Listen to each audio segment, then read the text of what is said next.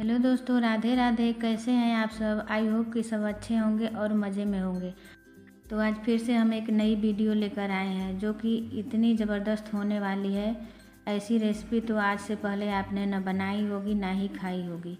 बनाने में बिल्कुल ही आसान है और घर में रखी चीज़ों से बना करके हम तैयार करेंगे। और यह टेस्टी होने के साथ साथ हेल्दी भी है। तो चलिए इसे बनाना शुरू करते हैं। इसे बनाने के लिए हमने यहाँ पर 2 कटोरी गेहूं का आटा छान करके ले लिया है और इसमें हमने आधा चम्मच नमक डाला है। अब आटे में हमें और कुछ नहीं डालना है। नमक को हमें आटे में अच्छे से मिला लेना है। मिलाने के बाद हमने हल्का गुनगुना पानी लिया है। अब पानी को थोड़ा थोड़ा डालकर इसका हम आटा गूँथेंगे। तो आटा आपको किस तरह से गूँथ करके तैयार करना है, आप रोटी का आटा गूँथते हैं उस तरह से नहीं, थोड़ा रोटी के आटे से इसे सख्त गूँथना है। तो थोड़ा थोड़ा पानी डालकर हम आटे को अच्छे से गूँथ करके तैयार करेंगे। तो आप देख सकते हैं कि हमने यहाँ पर रोटी से थोड़ा सा सख्त आटा गूँथ करके तैयार किया है। अब आटे को हम 10 मिनट के लिए रेस्ट होने देंगे ताकि हमारा आटा अच्छे से सेट हो जाए। तो चलिए चलते हैं, दूसरी तैयारी करते हैं। इधर हमने फूल गोभी को अच्छे से धो करके इसे गर्म पानी में हमने 10 मिनट के लिए रखा था। 10 मिनट बाद पानी से निकाल कर अच्छे से पोंछ लिया है। अब गोभी को हमें कद्दूकस करना है। तो आप मोटे वाले या फिर पतले वाले किसी भी कद्दूकस से कद्दूकस कर सकते हैं। तो यहाँ पर आप देख सकते हैं कि हम गोभी को कद्दूकस कर रहे हैं। सारी गोभी को कद्दूकस करके तैयार कर लेना है। तो यहाँ पर आप देख सकते हैं कि गोभी हमारी कद्दूकस करके तैयार हो गई है।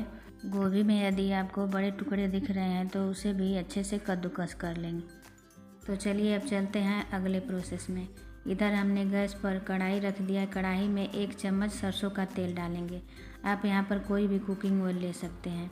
तेल के गर्म होने पर हमने यहाँ पर जीरा, सौंफ, अजवाइन डाला है। इससे फ्लेवर उभर करके आता है। इसे हल्का सा भून जाने पर चुटकी भर हींग डालेंगे। साथ ही में हमने यहाँ पर अदरक, लहसुन, हरी मिर्च को दरदरा कूट करके डाला है। आप चाहें तो इसे काट करके भी डाल सकते हैं, लेकिन दरदरा कूट करके डालेंगे तो इसका फ्लेवर बहुत ही अच्छा आता है। अब इसे 5 से 10 सेकंड के लिए भून लेंगे ताकि इसका कच्चापन दूर हो जाए। थोड़ा सा भून जाने के बाद जो हमने गोभी को कद्दूकस करके रखा था उसे डाल देंगे। गोभी को डालने के बाद गोभी को भी हमें चलाते हुए अच्छे से भूनना है।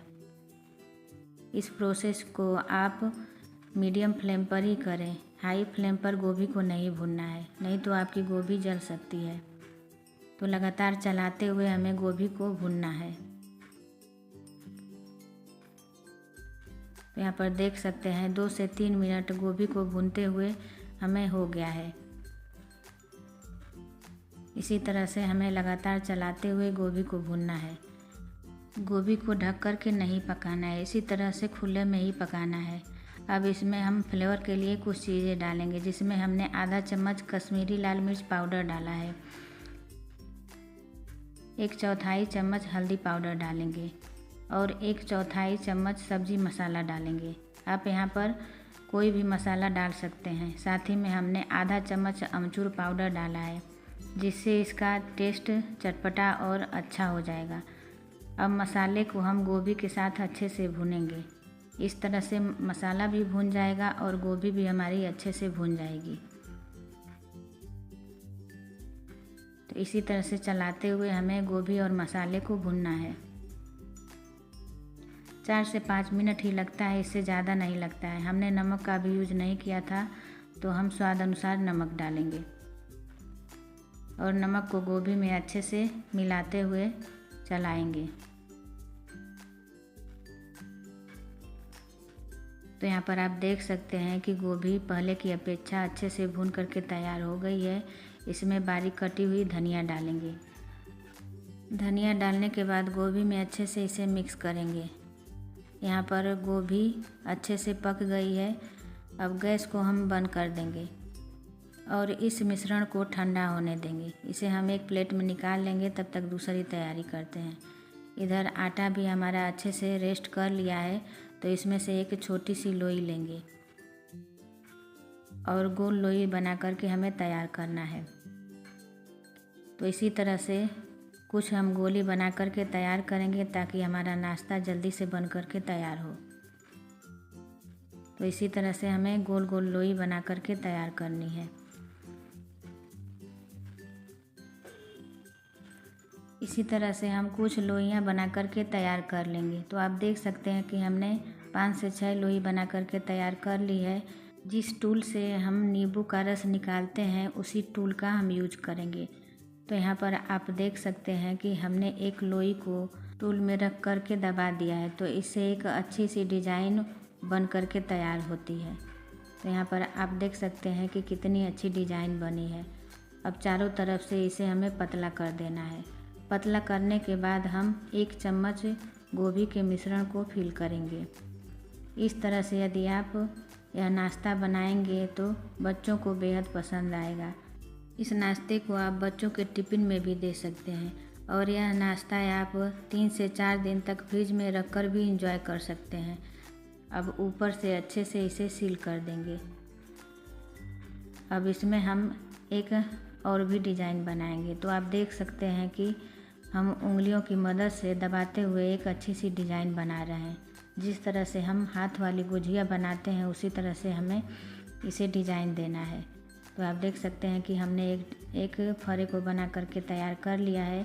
इसी तरह से हम बाकी के भी फरे बना करके तैयार करेंगे। बहुत ही आसान है बनाना, बहुत ज़्यादा टाइम नहीं लगता है, बहुत ही जल्दी यह बन करके तैयार होता है। देखने में सुंदर लगता है। तो इस तरह से आप डिज़ाइन बना करके तैयार कर सकते हैं। या फिर आपको डिज़ाइन नहीं बनाना है तो एक लोई लें और इसी तरह से कटोरी का शेप दे कर उसमें गोभी को फिल करेंगे। तो 1.5 चम्मच हमने गोभी के मिश्रण को फिल कर दिया है। अब इसे हल्का सा दबा देंगे। दबाने के बाद हम उसी तरह से हम इसे सील कर देंगे। बहुत ही आसान है। इस तरह से आप बना करके तैयार कर सकते हैं यदि आपको डिज़ाइन नहीं बनाना है। तो इसी तरह से हम सारे फरे बना करके तैयार कर लेंगे। इधर हमने गैस पर 2 गिलास पानी को गर्म होने के लिए रख दिया था। पानी हमारा अच्छे से गर्म हो गया है। अब इसमें हम 1 चम्मच तेल डालेंगे। तेल डालने से हमारा फरा एक में एक चिपकता नहीं है। तो आप तेल को ज़रूर से डालें। अब एक एक करके सभी फरे को हम पानी में डाल देंगे।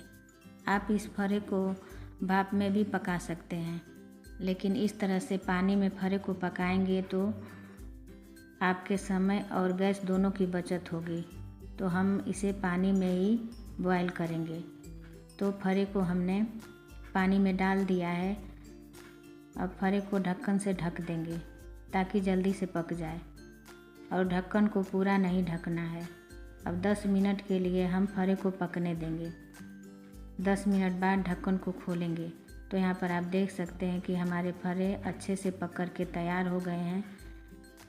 हमने बीच में 1-2 बार इसे उलट पुलट दिया था। अब गैस की फ्लेम को हमें बंद कर देना है और फरे को हम एक प्लेट में निकाल लेंगे। निकालने के बाद इसे ठंडा होने देंगे। तो यहाँ पर आप देख सकते हैं कि हमारे फरे ठंडे हो गए हैं। ठंडे होने के बाद इसका पानी सूख गया है। आप इसे इस तरह से भी इंजॉय कर सकते हैं या फिर इसे फ्राई करके खाना चाहते हैं तो कट करके इसे फ्राई कर सकते हैं।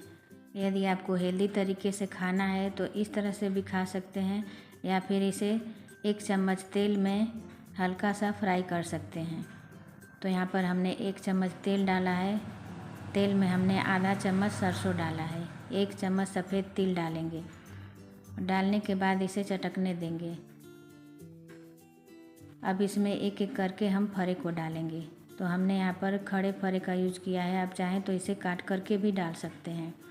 इस तरह से फरे का टेस्ट और भी बढ़ जाता है। आप फरे को 4 से 5 दिन तक फ्रिज में रख करके एंजॉय कर सकते हैं। जब ज़रूरत हो तो आप फरे निकाल करके फ्राई करके चाय के साथ एंजॉय कर सकते हैं। बहुत ही टेस्टी लगता है और इसे आप बच्चों के टिफ़िन में भी दे सकते हैं। फरे के ऊपर थोड़ा सा नमक छिड़क देंगे और साथ ही में हमने आधा चम्मच चिली फ्लेक्स लिया है, इसे भी डाल देंगे। डालने के बाद सभी चीज़ों को अच्छे से मिला लेंगे। तो यहाँ पर चटपटा टेस्टी गोभी का फरा बन कर के तैयार हो गया है। चने के दाल का फरा तो आप बहुत खाए होंगे, एक बार गोभी के फरे को बना कर के देखिए, बहुत ही टेस्टी लगता है और यूनिक रेसिपी है। तो मेरी वीडियो आपको थोड़ी भी यूज़फुल लगी हो तो प्लीज़ लाइक शेयर सब्सक्राइब ज़रूर करें। फिर मिलेंगे नेक्स्ट वीडियो में। Thanks for watching.